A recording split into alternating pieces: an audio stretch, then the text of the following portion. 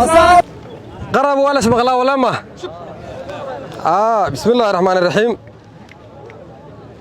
مدحوينه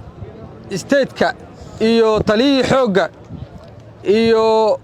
maxaa la yiraahdaa wasiirkii iyo senatarkii iyo dadkii ehelada ahaayo oo deegaankan asal ahaan deganaa iyo dadkaas oo dhan maanta waxay u socdaan annaga halkaan ka nimid hadda meel alkoosar la yiraahdaa ka nimid madaxweynuhu halkaan oo ka yimid waxa loo wada ordaayo oo loo cararaayo oo loo deegaankiini inaa la idinkugu imaanayo wax kala maahe waxaa la rabaa horta dadkan dadka lagu yaqaano waaye inay dadka iska dhacshaan oo aan la gumaysan weligood inaad horta gumaysi aad diidaan waaye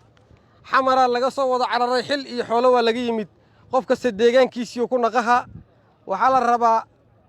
inaad qof u dirirtaan oo jilib u dirirtaan oo reer u dirirtaan oo deegaan u dirirtaan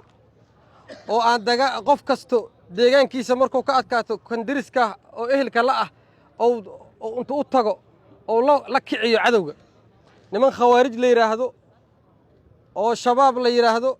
ayaa dhibaato ku haaya dalka masaajidkan naga soo horjeedo ninkii dunshay diin ma wado diinoo wadaana caqli maaha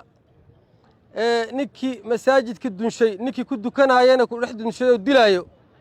inuusan diin wadin markaatiga koowaad hadda Soomaaliya in loo qabsado ay tahay idinka waa dadka deegaankan degan buu waayay ninkii masaajidkaas qarax ku dhiftay oo kii ku jirana ku xabaday haayo maraga koowaad Soomaaliya dadkaas inay diin ka shaqeeynin oo muslimnimo shaqo ku lahayn oo ficilkooda iyo waxay akhriyaan ay iswaafaqsanayn dadka markaatiga ka ah waa heer daarun nicmo waay halkan dadka degan waay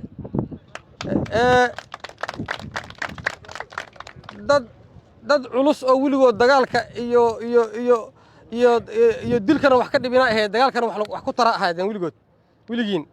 waxaa la rabaa deegaan ahaan madaxweynaheena joogo madaxweynaha warka ugu dambeeyana dhihi doono annaga waxaan u nimaanay inaan ciidanka dhiirigelino beriga looma imaanin meesha ka hadlay wuxuu yiri xukun ma jiro yiri xukun looma imaan beriga waxaa xukuman wax inta naga jira xukuman oo shabaab qof kasta shabaab xukuma ka soo qaata hubka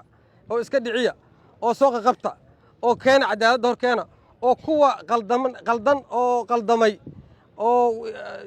diin ugu haysta u sheega telefoon ugu sheega dadka xamaraa la isaga wada yimid meel loo socdo male meel aan noqon male dirinina ka dambeeyay dib u degma maqasheen meel aan dib ugu degna ma qabno barkee hadda inta uga tagna meesheen iyo keenayna dadkaan oo dhan oo qaraabada inta qaadane meel aan ku xareeno